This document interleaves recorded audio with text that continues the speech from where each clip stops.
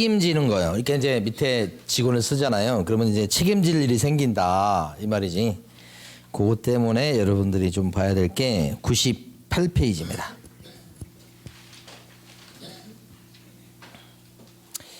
에, 98페이지 보시면 이제 요겁니다. 밑에 있는 직원이 사고를 치면 사장님도 같이 책임을 지게 돼 있다. 상식이에요, 상식. 그죠? 근데 이제 약간 이제 좀 그런 게 좀 예민한 부분이 밑에 직원이 무슨 행위를 하면 사장님이 책임지냐 이거 말이지. 모든 행위를 100% 사장님 보고 책임져라. 그럼 너무 심하지. 그래서 이게 업무상 행위예요. 응? 이게 이제 영업상 활동이에요. 사장님 돈 벌어주다가 사고 친 거 그때만 책임지는 거지. 개인적으로 누구한테 돈을 꿨다든지 개인적으로 누구를 갖다가 두들겨 패가지고 손에 입혔 이걸 책임지라는 뜻이 아니잖아요. 영업상 활동. 그래서 법조문에는 고용인이 한 업무상 행위는 사장님인 개업공인중개사의 행위로 본, 다, 딱 못이 박혀 있어요. 이렇게. 본, 다. 이렇게. 여러분 교재 봐봐요. 98페이지 보면 중간에 네모 3번에 가로 1번에 동그라미 1번이 있습니다요. 네모 3번에 가로 1번에 동그라미 1번 첫째 줄하고 둘째 줄까지 밑줄 보시면 돼. 개업공인중개사가 고용한 수공 및 보조원의 업무상 행위는 업무상 행위에다가 형광펜 칠하셔야 돼. 업무상 행위는 그를 고용한 개업공인중개사 행위로 뭐요? 본다. 본다에 동그라미 치시고 형광펜 칠하시고 본다 이렇게. 그러니까 여기가 한 영업상 활동은 사장님이 한 걸로 친다 이 말이에요. 본다. 이걸 다른 말로 의지한다, 간주한다 이런 뜻이 돼요. 민법 시간에 이런 용어 배우시잖아요. 그런데 이걸 갖다가 추정한다 그러면 이제 틀린 말이 돼요. 추정이라는 건 되게 약한 말이에요. 근데 본다 그러면 어떻게 돼요? 무조건 그렇게 간주를 해야 돼요. 그러니까 뒤집는 게 거의 힘들어요. 근데 추정은요. 일단 추정해 그러면 어떻게? 막 뒤집을 수 있다는 거예요. 약한 거는. 깨버릴 수 있다는 얘기지. 이게 더 센 거지. 센 말이야, 센 말. 예. 자, 그래서 어떻게 되는 거냐? 그래서 이제 물어주게 되는데 대표적인 사례를 하나 봐봐요. 요 밑에 있는 요 종업원 직원이 손님분한테 의뢰인한테 거짓말을 친다 이 말. 거짓말 쳐. 그래서 요 사람이 이 사람 말에 속아가지고 계약을 안 할 건데 계약을 하는 바람에 그린벨트에서 풀린다고 해서 그 땅을 샀는데 안 풀려. 거짓말이었어. 그 바람에 돈이 묶였어. 그러면 이제 손해를 봤다고 볼 수 있지. 돈이 묶이는 바람에 팔리지도 않고 이렇게. 자, 그러면 그렇게 거짓말 친 것은 사장님이 거짓말을 한 걸로 본다고 아까 그랬잖아요. 그래서 거짓말 친 요 종업원이 손해배상 책임지는 건 당연하고 여기는 너무 당연하고 근데 여기가 거짓말한 것은 여기가 거짓말한 걸 보기 때문에 배상 책임지는 거 여기도 져야 된다는 거야. 그래서 둘이 같이 배상 책임을 지는 것을 연대 책임이라고 그래. 연대 책임. 둘이 연대해서 책임진다는 거예요. 이 말이 무슨 의미냐. 막 꼬치꼬치 묻지는 않는데 이 연대 책임을 지면 피해자 관점에서 봐봐요. 피해자 이 사람 관점에서 보면 손해 입은 손해에 대해서 배상 청구를 요렇게 할 수도 있고요. 이렇게도 할 수 있고 그래요. 그러니까 자기가 원하는 사람 고르면 돼. 아니면 이 사람도 상대방으로 하고 이 사람도 상대방으로 둘 다 상대방으로 해도 돼. 그러니까 이 사람은 자기가 하고 싶은 대로 하면 돼.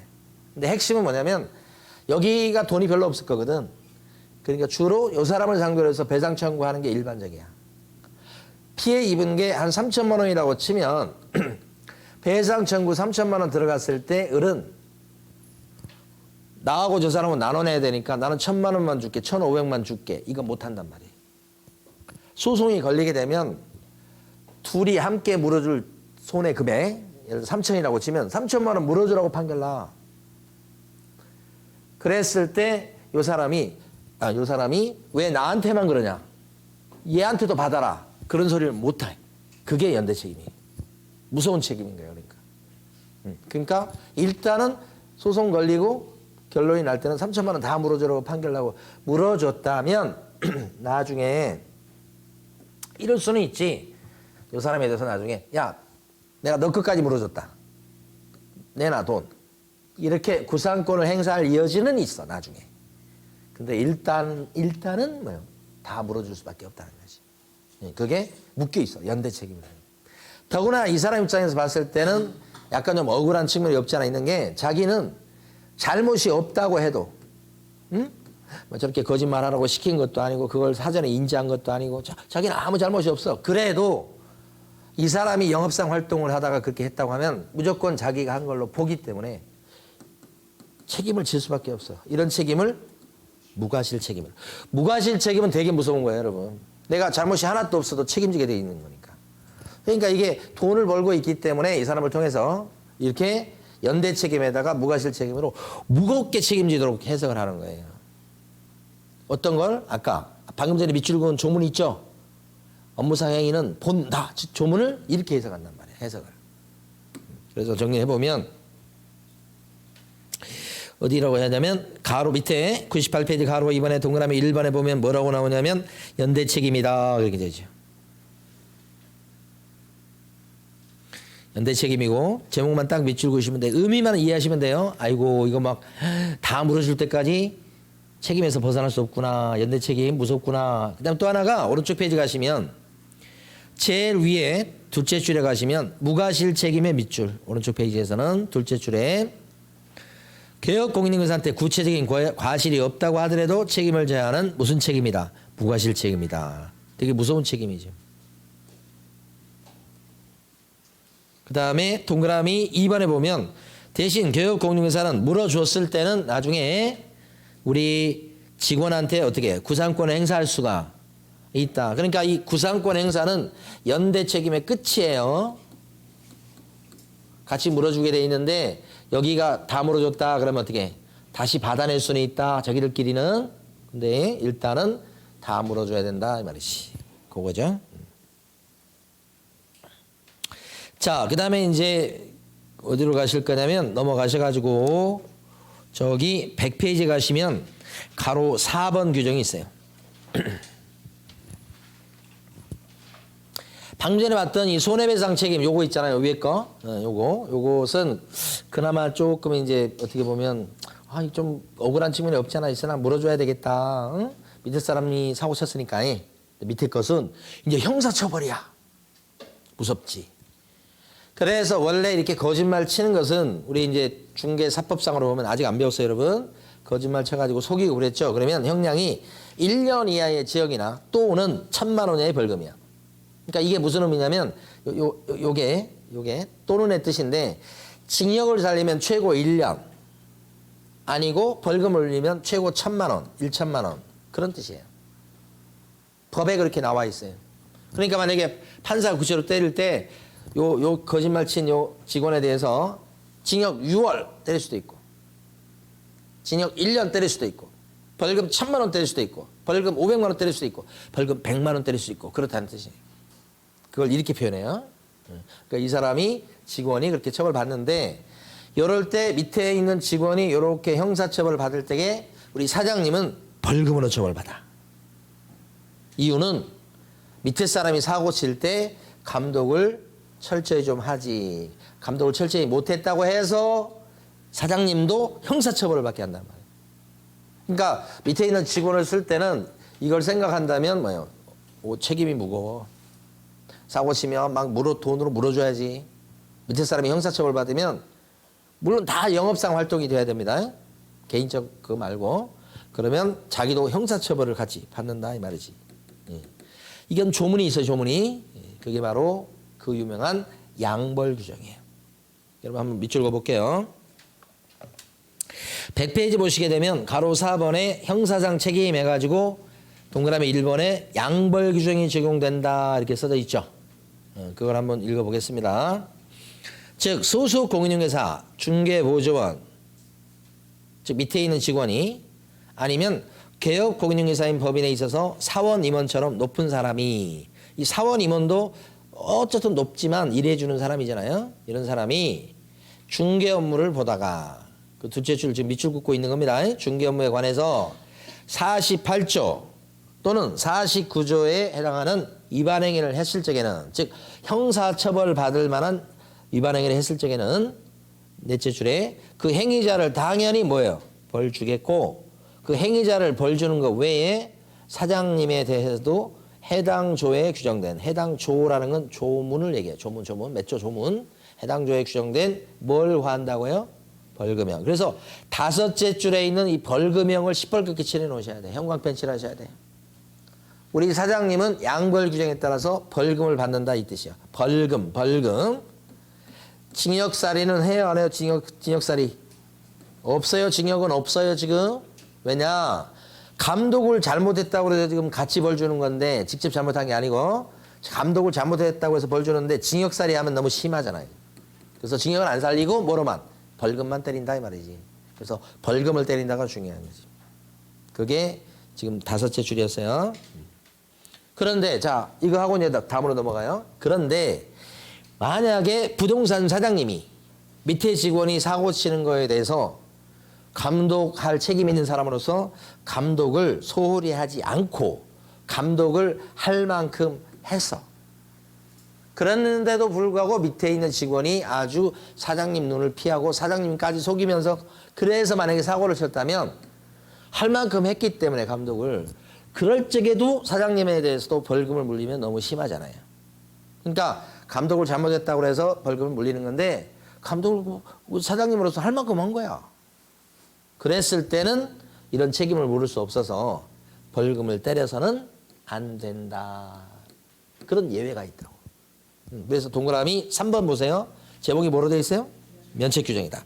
개업 공인중개사가 그 위반 행위를 방지하기 위해서 해당 업무에 관해서 상당한 주의와 감독을 게을리하지 않았을 때는 그러하지 않다. 그러하지 않다가 무슨 뜻이게요?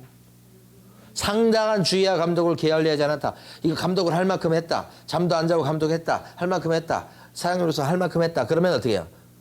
벌금도 때려서는 안 된다. 이 말이지. 요거에 두 개만 딱 아시면 돼요. 됐어요. 자, 그러면 이제 그 뒤에 사무실에 대한 건 했기 때문에 쭉 넘어가 보시겠게요. 광고 모니터링도 했고, 자, 그러면 쫙 뒤로 갑니다. 교재, 여러분 교재는 몇 페이지냐면 116페이지입니다. 도장 얘기 나왔죠, 도장? 네.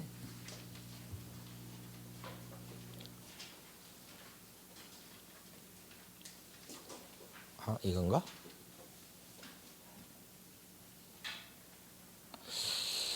헤헤.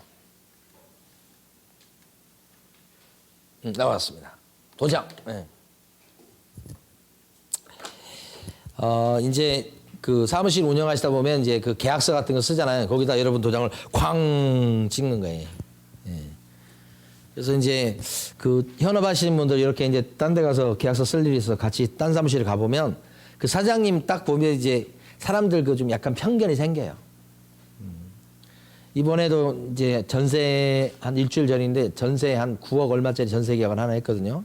근데 우리가 이제 손님을 끌고 가서 거기서 한 거예요. 근데 그 사장님이 딱 보니까 뭐 인상도 좋으시고, 그 다음에 아주 친절하게 하시고, 계약 끝나고 나서 또 전화도 주시고, 근데 그 계약이 어떻게 된 거냐면, 단번에 된 거야. 그러니까 날짜가 딱 정해진 건데, 그거 계약이 좀 어려운 물건이었어요. 근데 다른 사람 막 붙이는데 안 됐어. 근데 저희 손님이 딱 붙였는데, 한번 보고서 바로 된 거야, 그냥. 그래가지고 자기가 갖고 있는 메모리였는데 이게 걱정 많았었는데 딱 되니까 그날 가니까 너무 막 기분이 좋아가지고 막 대접이 좀 좋더라고. 끝나고 나서도 우리 왔는데 뭐 아니 왜 빨리 가셨냐고, 식사하고 가시지 막 하면서 막 그랬었고 막 그러더라고. 그래서 그런지 되게 인상이 좋아.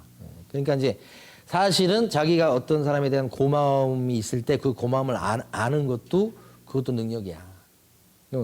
그렇게 상대방이 이렇게 해서 했을 때 그 고마움에 대해서 생각을 해주는 게. 근데 그렇게 했을 때 당연히 계약이 되고 그랬고 뭐 다시 볼 일 없다 생각하고 그러면 또 마음이 또 틀려지는 사람은. 근데 너무 그렇게 막 고맙다고 막 몇 번씩이나 전화하니까 제가 더 고맙더라고. 그게 사람이더라고. 근데 이제 그 일하는 거 쭉 보니까 잘하시더라고. 그 사람 사무실 가보면 알아요. 어떻게 진행하는지, 뭐 어떻게 처리하는지. 근데 안 맞는 사무실이 있어. 특히 남자분들이 일하시는 사무실 가잖아요. 그러면 꼼꼼하게 일을 안 해. 이것도 필요한데요. 그러면 뭐요? 우리는 그렇게 안 한대. 아, 이거 안 하면 걸리는데, 그런데 잘 걸리지도 않아요. 그러면서 그렇게 해. 그러니까 참 이게 알 수가 없어. 법을 잘 지키는데 어쩌다 한번 또 이상한 사람 만나가지고 또 그래가지고 또 처벌받고 막 그런 경우도 있고요.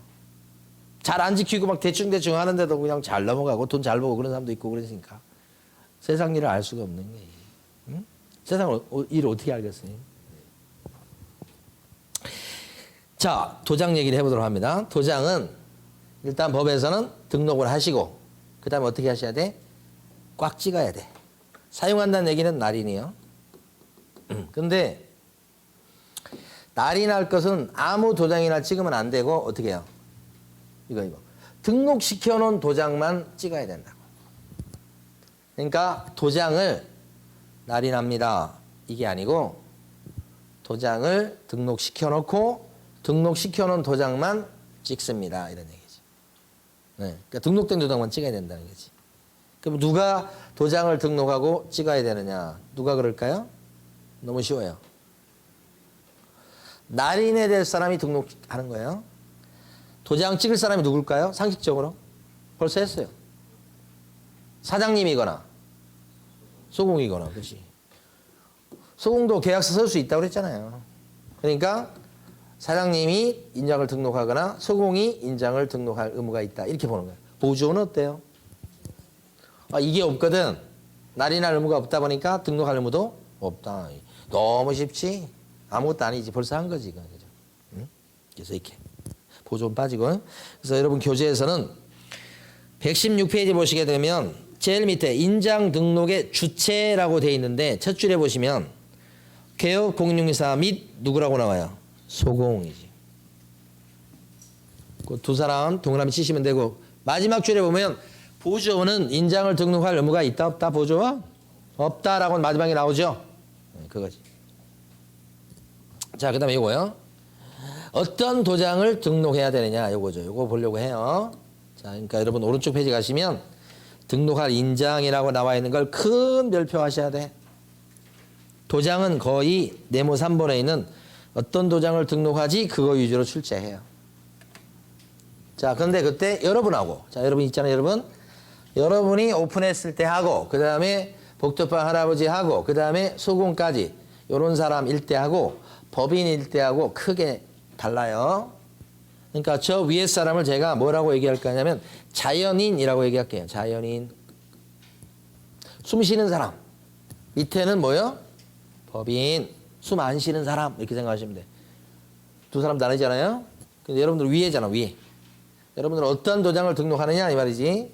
자, 밑줄 그어보시면 가로 1번에 두째 줄 가운데 정도 보시면 아니야, 셋째 줄부터 바로 밑줄 그어버려요.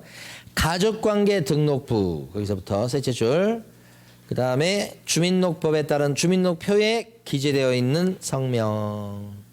가족관계 등록부가 요게 옛날에는 호적부라고 했던 거. 호적.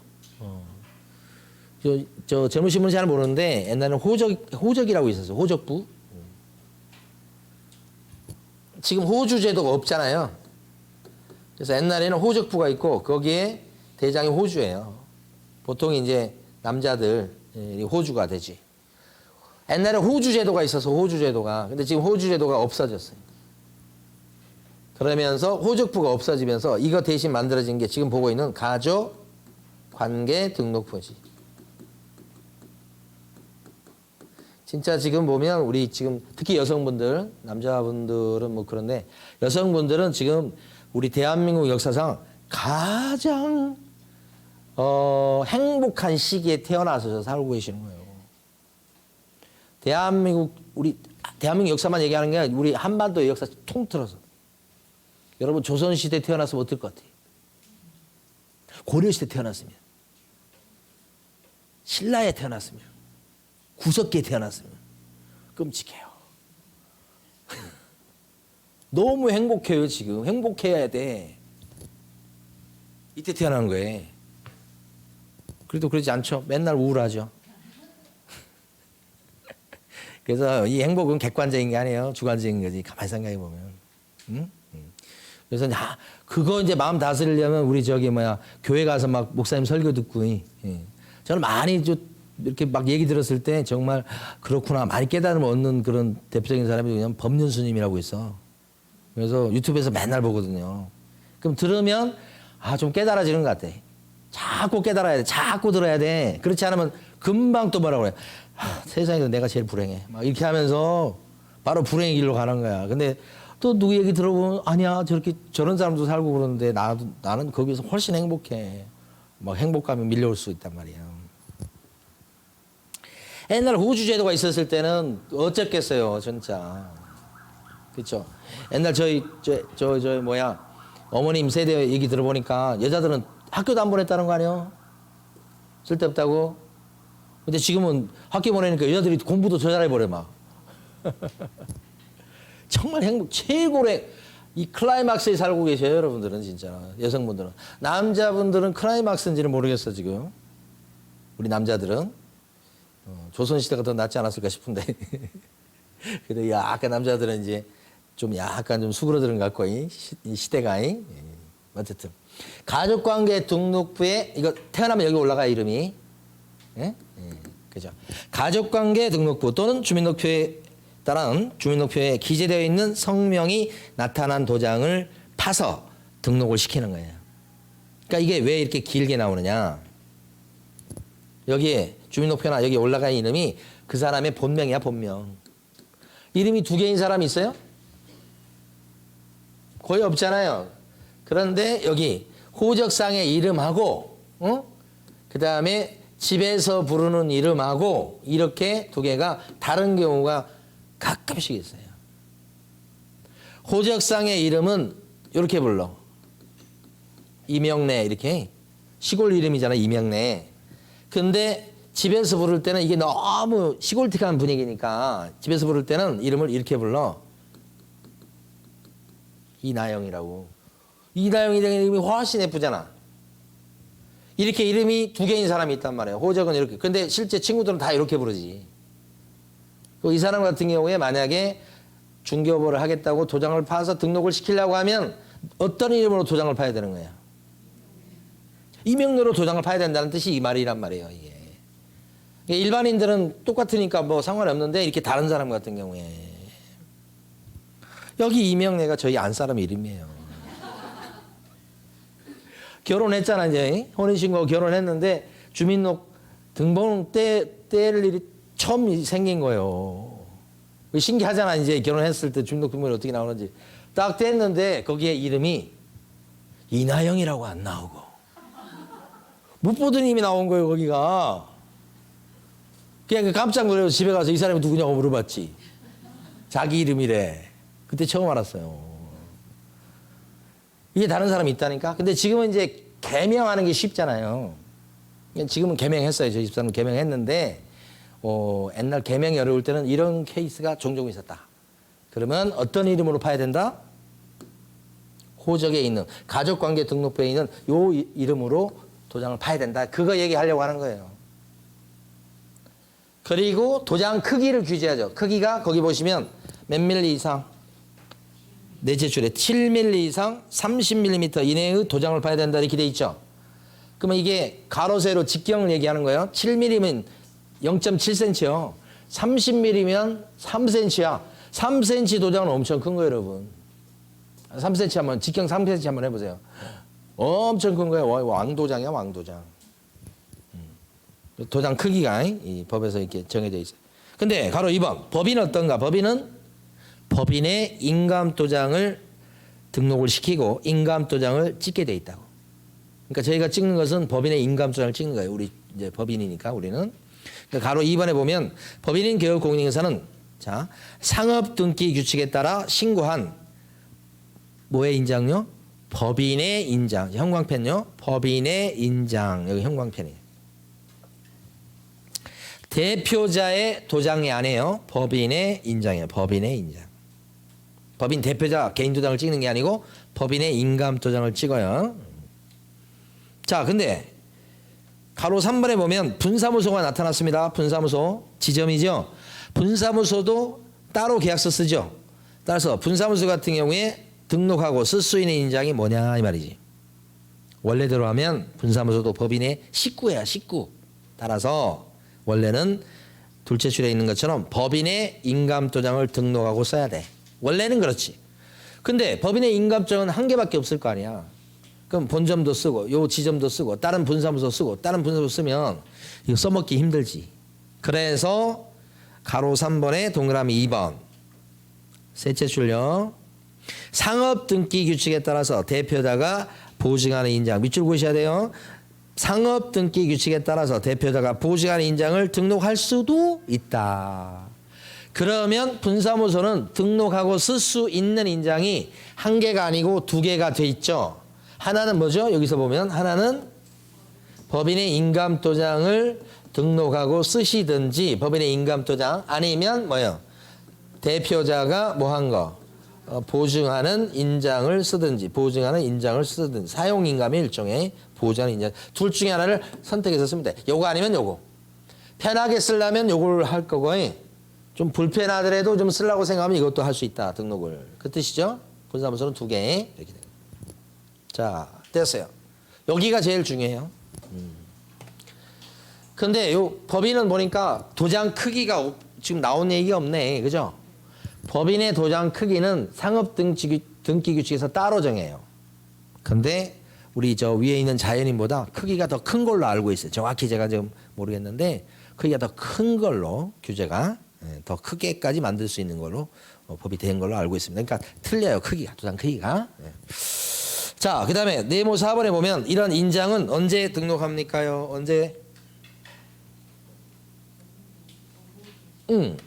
자, 거기 네모 4번에 보시면 인장은 언제 등록하느냐 하는 거 보니까 여기 칠판에 있는 것처럼 언제 등록하느냐 그러니까 업무를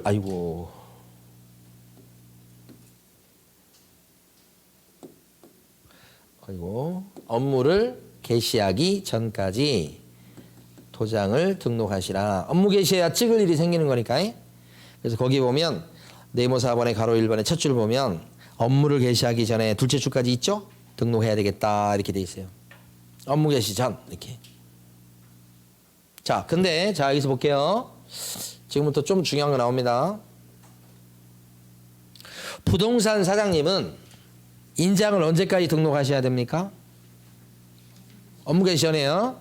그런데 구체로 들어가면 중개사무실을 오픈하려고 할 때 개설 등록 신청서를 구청에 등록관청에 갖다 낼 건데 그럴 때 개업공인중개사 갑은 자기가 쓰겠다고 작심한 도장을 하단부에다가 찍어서 등록 신청서를 갖다 내면 일타쌍피가 되는 거예요.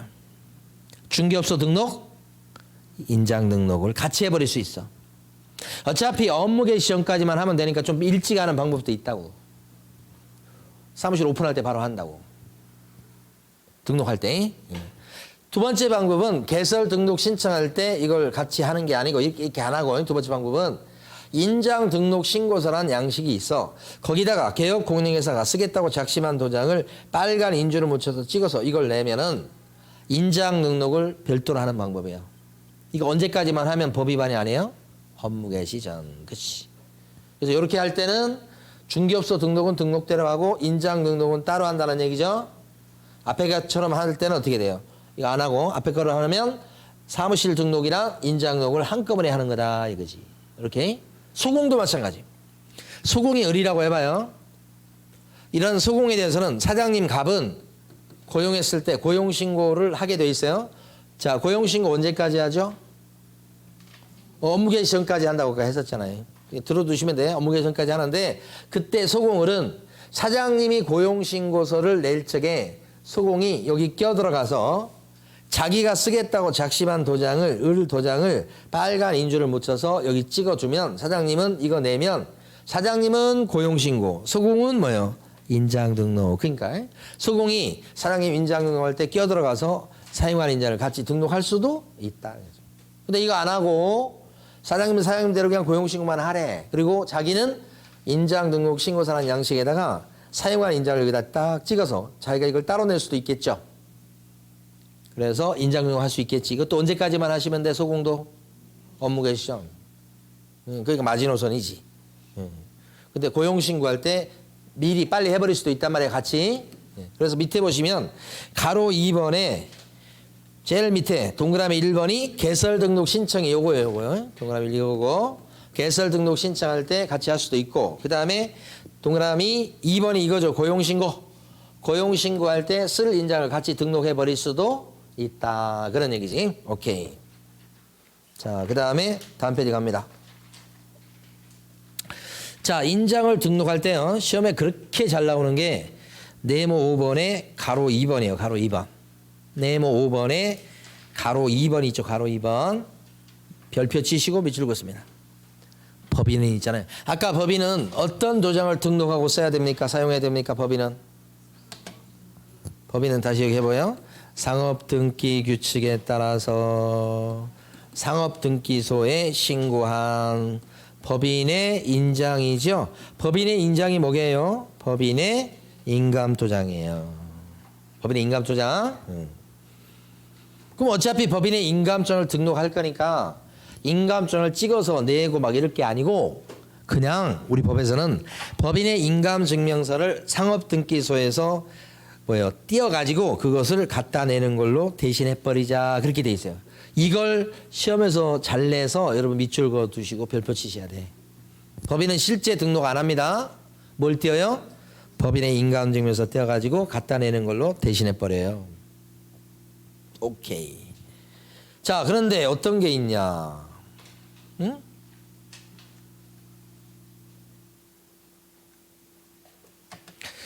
인장을 처음 사무실 차릴 때는 업무개 시험까지 등록하고 써먹으면 돼요. 그런데 등록된 인장을 바꾸게 될 경우가 있어.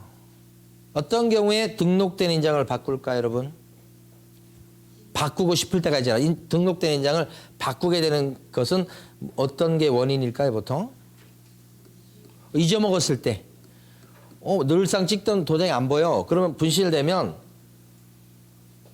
나머지 도장을 찍으면 안 되지. 왜? 등록된 도장만 찍으라고 돼 있으니까. 이게 분실됐을 때는 변경 등록을 하셔야 된다고.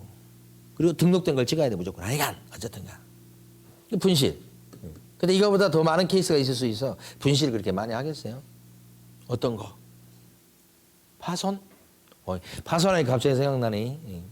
옛날에 저희 안사람하고 결혼해가지고 신혼 초에 집에 이제 수업 갔다가 집에 들어갔거든요. 그런데 제 인감조장이 있죠. 인감조장이 반토막이 나 있는 거예요. 그게 나무가 아니고 무슨 뭐 상한지 뭐 이런 재질로 한 건데 반토막이 나 있는 거예요. 그 전날 저희 안사람하고 피 터지게 싸웠거든요.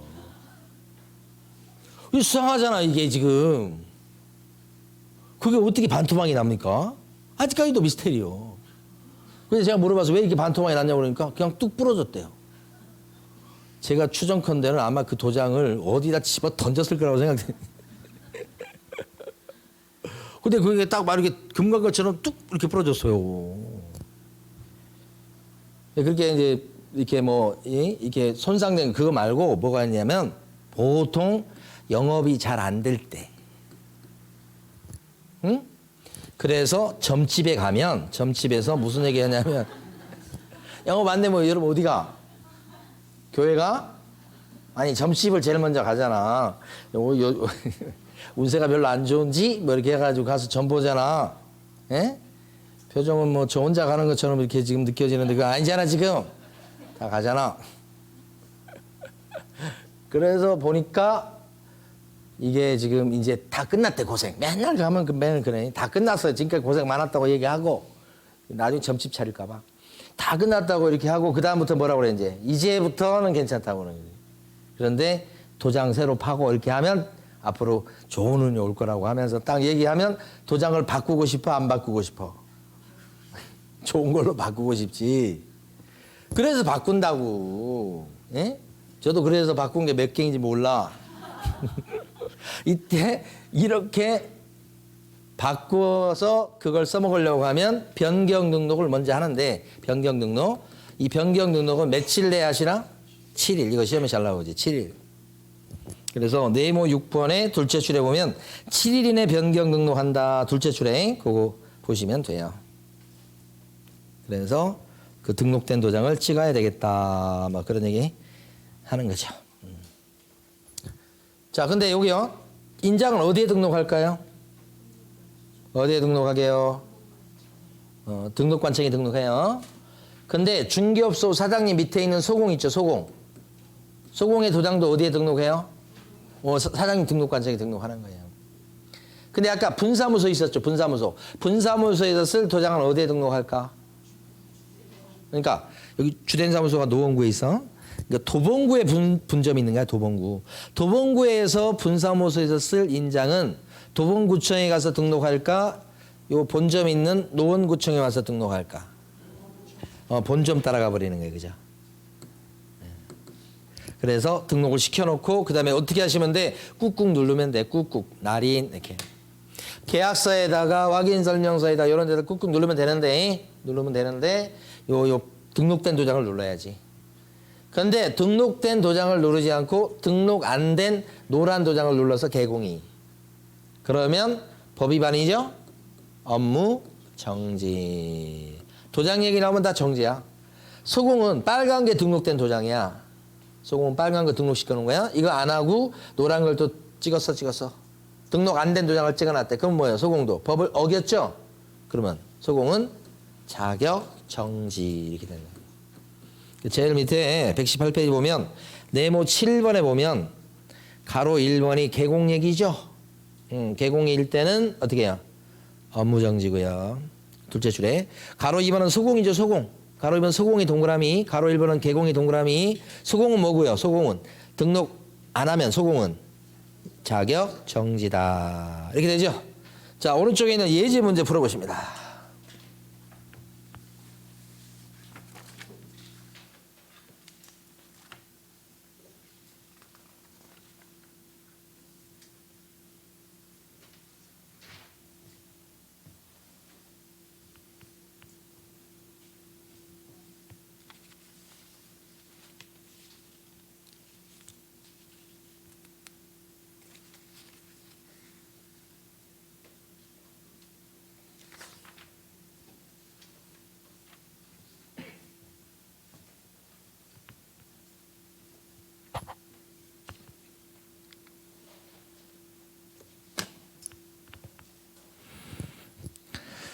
자, 1번은 보조는 인장을 등록할 의무가 전혀 없죠.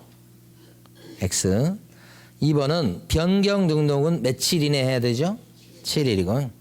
3번 분사무소에 쓸 도장은 그래도 주된 사무소 소재지 시군구청에 등록해야 되니까 틀렸죠? 그쵸? 4번은 분사무소다 그랬을 때는 상업등기 규칙에 따라 신고한 법인의 인장을 등록할 수도 있고 아니면 뭐예요? 대표자가 보증하는 인장을 등록할 수 있으니 동그라미 4번의 첫째 줄부터 틀린 것이에요. 그쵸? 그래서 만약에 법인의 인장을 등록하고 쓸란다 그러면 둘째 줄에 있는 것처럼 인감증명서의 제출로 가름할 수도 있겠죠. 그래서 둘째 줄도 틀렸다고 봐야 되겠죠. 응? 그러니까 4번은 왕창 틀렸어요. 5번은요. 소공이죠. 근데 등록 안 했죠. 아니면 등록 안 한 인장을 써먹었죠. 그럼 뭐예요? 자격 정지다. 옳은 건 몇 번요? 5번이다. 예? 자, 칠판 보시고. 휴폐업. 이거 5분이면 끝나 이제. 휴폐업은 중개업소를 갖다가 쉬는 게 휴업이고 폐업은 문 닫는 거예요. 요건 휴폐업은 누가 하냐? 부동산 사장님이 하는 거예요. 개업 공인인계사가 휴폐업하는 거라고. 개공이. 예.